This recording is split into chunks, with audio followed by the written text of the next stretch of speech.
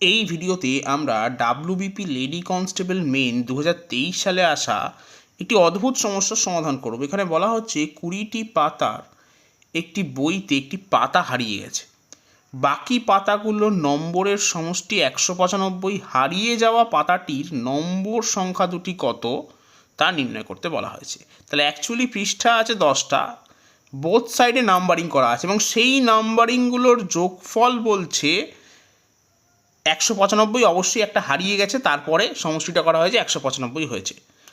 এখন 10টা পৃষ্ঠা আছে, এদিক ওদিক করে নাম্বারিং করা আছে, তাহলে নাম্বারিং শুরু হবে 1 থেকে, তারপর 2, এইভাবে কন্টিনিউ হবে নাম্বারিংগুলো এবং আলটিমেটলি যাবে 20 পর্যন্ত। অর্থাৎ যদি পাতাটা হারিয়ে না যেত তাহলে যে নাম্বারগুলো আমি পেতাম সেটা হচ্ছে 1 থেকে শুরু করে 20 এবং এদের সমষ্টি হবে 20 × 21/2, অর্থাৎ আসছে 210।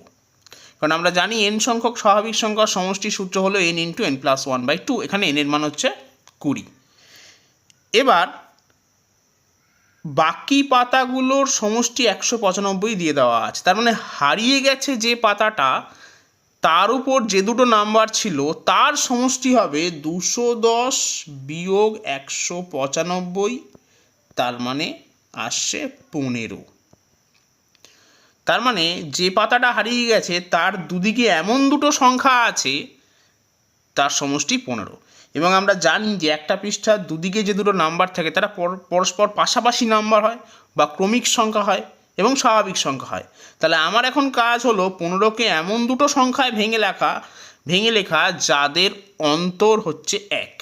তো একটাই অপশান হতে পারে, সেটা হলো 8 এবং 7। তাহলে সঠিক উত্তর হবে অপশন বি, 7, 8।